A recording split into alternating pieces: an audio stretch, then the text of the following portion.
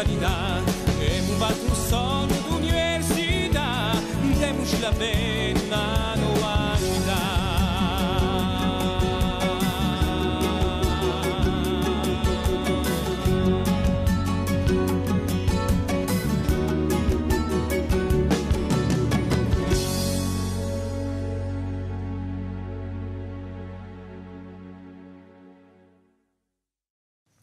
Saluto a tutti, siamo assai contenti di ritrovarvi oggi e mi compie questo 4° momento non a aula. Una la dialeggia io e l'altra il commediante Pierico Tonelli. Dunque, comincio con questa prima aula che si chiama Bianca e Lucia. Bianca e Lucia a neve valava a stracci zeppi quella sera. Paria che quanto s'arrampichessi ai degli di detti. L'erano venute linde ste parole a Mammone da principio a racconto che l'aspettavano i violini poco bazziantuti. Ebbero i zitelloni o sguardo complice di quelli che sono, ma ubbiattono subito da un disturbato piagiano di giochi. Fu quella sera che Elisabetta l'Angiuli, a tempo ultati in la sala grondata in core di Abonta Albidrina, che il tesoro che Dio gli aveva dato in custodia era stato rubato e che il vecchio guardiano che ne aveva cura si era giumentato. Innavantati e gonfi d'ira, l'Angiuli rimproverano a vecchio d'aver ceduto alla tentazione ed essesi impossessato di se ricchezze a discapito di un comune. Sant'auiato, si fece in buono vecchio. All'esta l'Angiuli lo condannano e lo lampano fuori. Marciando in da neve, pensò vecchio che l'ingiustizia non apparteneva solo all'uomo. Arrigomandandosi a gelo gego, si incamminava il uggio bagno e il freddo l'incuginia e membre.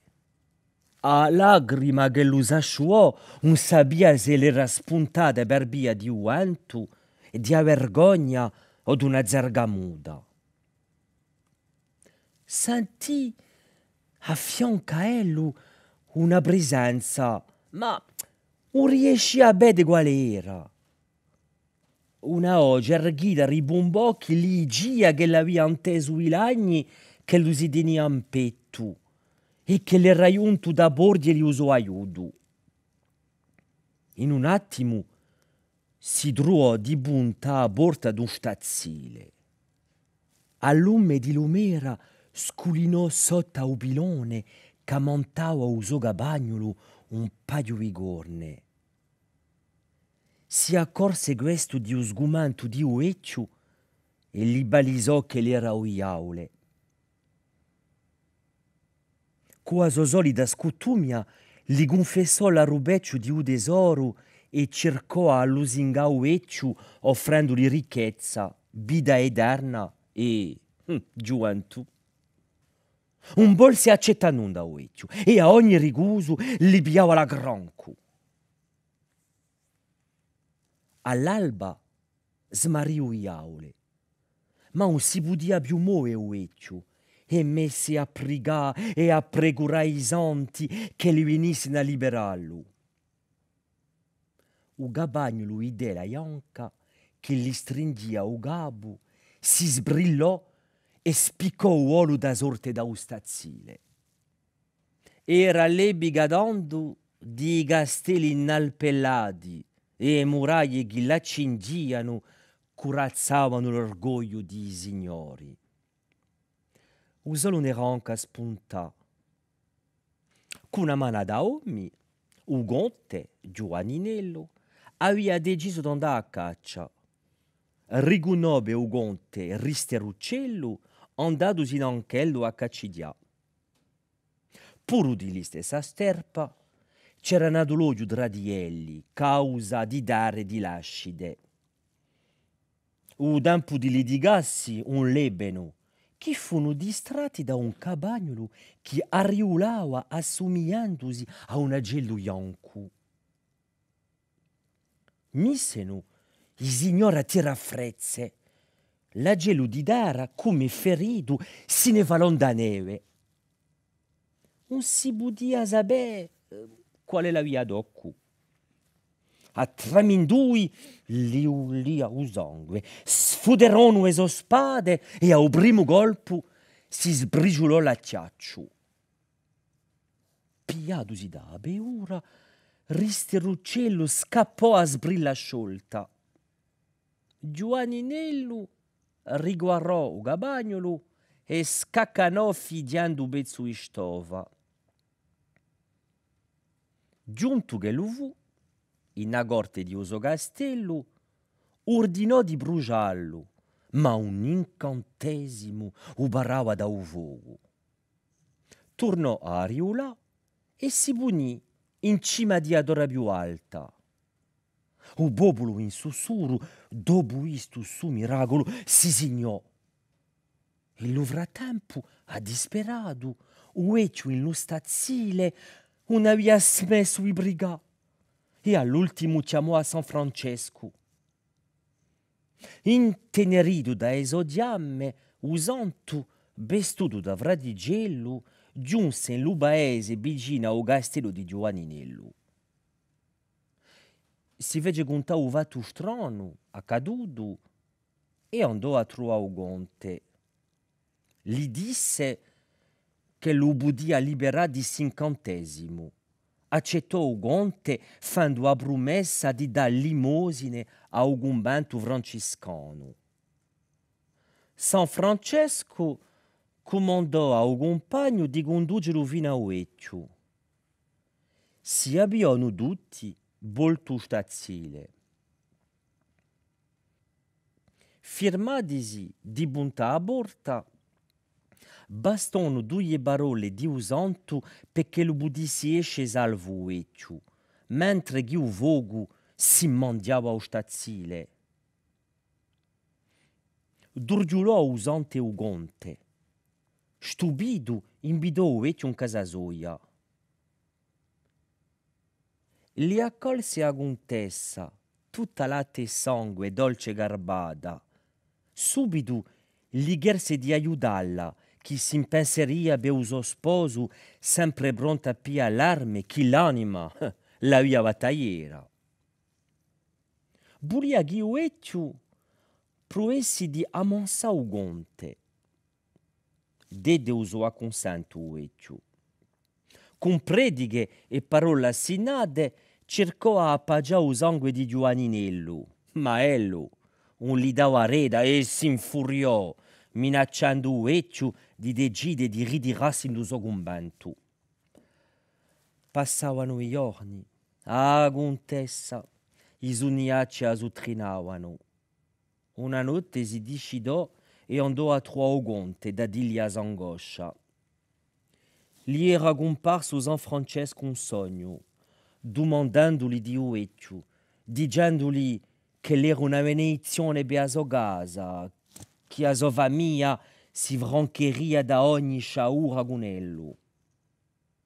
Ma un sposo non l'ascoltava e torcia occhi in segno di sprezzo. Fa casa ogni sogni a chi pro.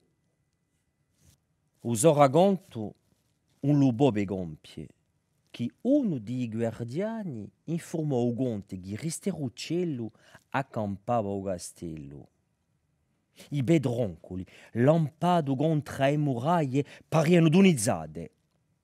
Dopo una notte d'assedio, i pianti di contessa e a morte di un pochi di soldati di Oaia, il conte, in l'inforse, accettò la proposta di sua sposa.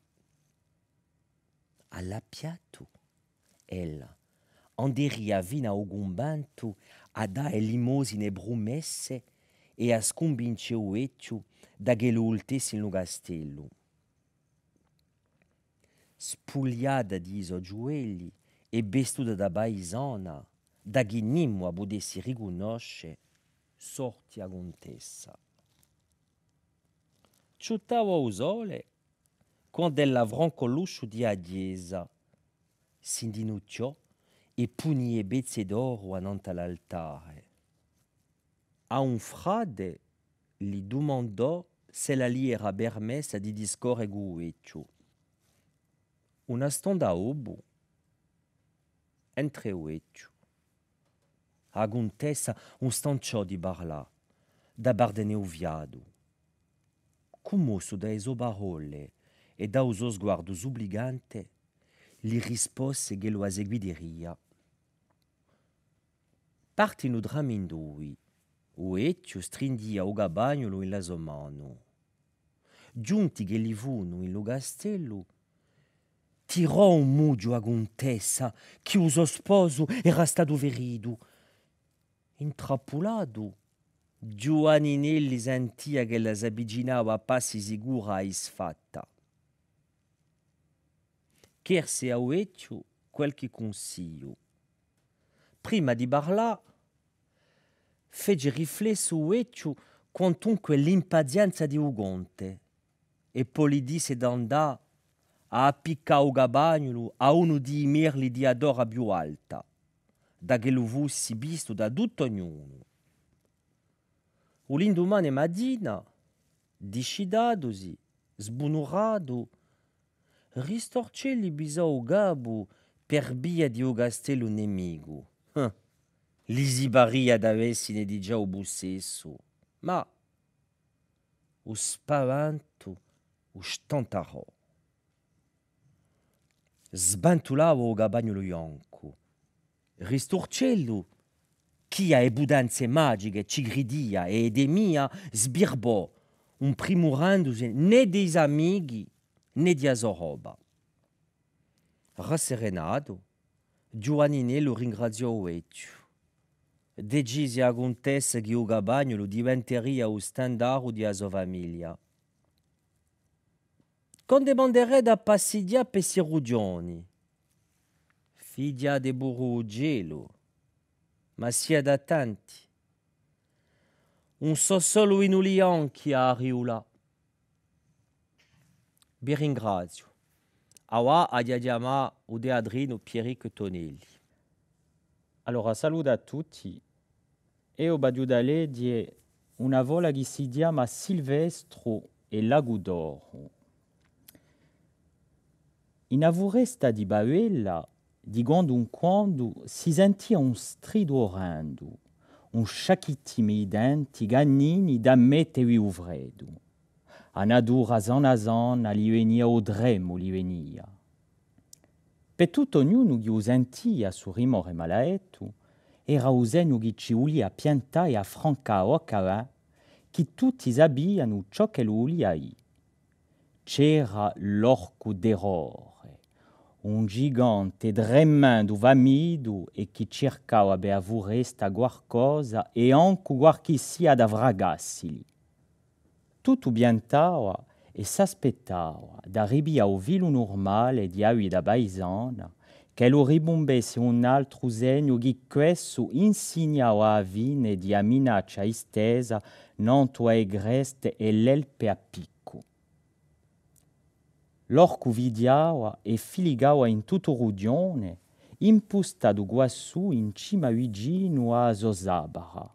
Questa aveva scelta tra una mansa iscoe di deppe accatamansate una con l'altra, quasi nanto in cima più alta di l'Alcudina. Allora, vedendo da quassù, podia sculinare un minimo gruppo di animali che non stava d'antanda ingucciarli e strangularli e fragassili e potitiassine sino a che lo si lampava e si sentiano i ronchi spaventosi da lontano e anche più in là. Tanto, vicino di Savuresta, c'era una famiglia di boeraiante che stava in un paese di zonza. O abu partia sguba lontano e a mamma gurava l'orto dove la zuminava e cuia due bomi e appena d'ortaia. O goppio aveva 3 figlioli, 2 maschi e una femmina più ciuga. I maschi bruschino e altiero, erano due di gerbellati, musoni, tonti, fieri e senza rispetto in onda né di nimmo. Corci e sempre pronti a fa male, avevano una reputazione bessima in tutto Rugione. Almabella, a sua sorella, l'avevano ammanita e castigavano alla piatto. Ella, che era dolce, calma e assinata, non ne volia manca appena e preferia pensare che se l'erano così cattivi e avevano soffredanto, non podia essere per via di un dolore d'ammanto che gli si portavano addosso, tormentati da un destino cruele. E per questo che la si stava zitta e un palisava tutte le ingiurie che gli impugnano a ella i suoi due fratelli senza gore e malfattori. E si due vordani, subito che gli allagavano tranquilla ella, si andavano a girare per il paese e ne facevano quante cucine pistando e straziando gli altri zidelloni che li infattavano in piazza o per campagna.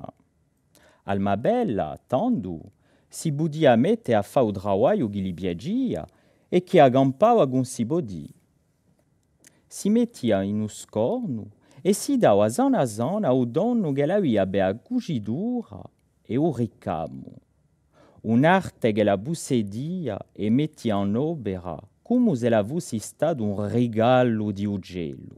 E tutti i paesani la miravano e adeniano gara quante li rimproveravano e adeniano scartati i sgaiuffi di fratelloni.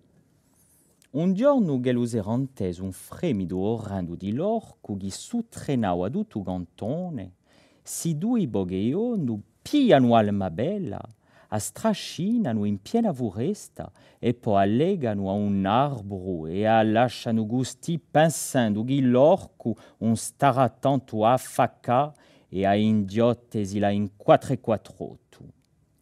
E poi compio a sua malfatta, i due varzoni voltano gurando e piangiando in casa e dicono a mamma che gli avevano portato quelli Almabella, peccoi e une boghe castagne. Ed ecco che l'era spuntato l'orco e prima che gli avessero bussuto va un gesto, un mostro si aveva portato via. E piangevano e mudiavano e si lamentavano, oimè, oh addinta, oimè che disgrazia, oimè a nostra Almabella così cara. In un frattempo, Almabella, ma che faceva in foresta? E beh, figuratevi che non aveva driccato tanto, riminando e storcendosi braccia e gambe, aveva riuscito a sbarazzarsi di avuna che a stringia contro l'arboro. Non si inchiedava tanto e felice di essere libera si approntava a buttare in udiasso chi va in zonza quando la intese i lani che esciano da macchia. Cosa è, cosa non è? Pia e entre di nu, dare dall'erba e scuti di un maccione volto. I mudi che la sentia non erano di rabbia né di cattivezza, erano lani e mudi di pena e dolore. Tanto scarta i vordami e cosa vede? Terrore. E l'orco d'errore posato nanta un scoglio e che stringe stretto sobede diritto, gonfio, come un buttaccio e che gli va a soffre quella di gani. E bidando a zidella, eccolo che s'arrizza lì o l'esalta addosso. Ma un po' a ripono bede verido, e tanto a ben adremando lampantera, tirando mudi che empieno l'aria scura di avoresta. A zidella, bidando ad errore lampa d'un piano, soffrendo e udiulando da bena, e ben un po' che sente a dia ma dia sua compassione, e s'abigine e fiedio bede biloso e gonfio di derrore aggrancato da dolore. Almabella non sta tanto a cacciarsi stacca un nago lungo e fine che ha vista a causa di un male. L'orco non si muove più e aspetta che ha capito. Azzide la sabigina e pian pianino li gaccia da ubede un spizzone da manto che ci sarà ficcato e li vaggi a dire si mudi tremandi più che mai. Tanto un mostro s'appaggia e girugabo berdi alma bella con una riconoscenza che non sta tanto a cambiare forma, figura e aspetto usano. E tanto figuratevi che un mostro è diventato un giovane che li vagge da manto sorriso e a guarda riconoscente. E poi mette a parlare. Buongiorno, cara alma bella. Mi chiamo Silvestro. Tu sì che sei una persona brava e gentile. Posso dire che tu mi hai salvato e cacciato da due pericoli. Uno era sufogo di spinzone che a poco mi intronava zanu e che tu mi hai cacciato con pruenza e sape fa. E poi c'è l'altro resto. Una liberazione per me che è radioso in suo corpo di l'orco malaetto e feroce. Anni fa, una strega gelosa di immobili magici m'ha ingiustrato qui in avestura bestiale di mostro, cacciato fuori dai monti di Bavella e condannato a far male a tutti. Ma si venuta tu e hai avuto pietà ben che fossi rotto, scorto e sanguinario. Ma hai curato e guarito con pietà e affezione umana. Ti voglio ringraziare come tu meriti. I dovrà delacci, mi occupo io, e la giuda trasforma in cignali giuttati in piena foresta. L'imparerai a non da riflettere non ta se tre parole. Umanità, spartera e rispetto di gente debole. E poi noi due avremo insieme un segreto. Ai dogon paesani, presentami come se fossi un pastore giunto da vora e ci vedremo quante la di bare. Detto così, Silvestro inguantò un spinzone gacciato da usobede e suffionanto. Un soffio lungo e a poco su spinzone malaetto diventò un ago splendido, fine, lungo e spampilulente che era diventato lago d'oro. Alma bella, maravigliata, li ridia tutta sua persona. Piano ribiò a strada di uso paese e con Silvestro che gli dava a mano, sbuccò fuori di avere sta scura e minacciosa. Ecco. Un sogno d'università, in due parole universalità. E un sogno d'università, democi la pena.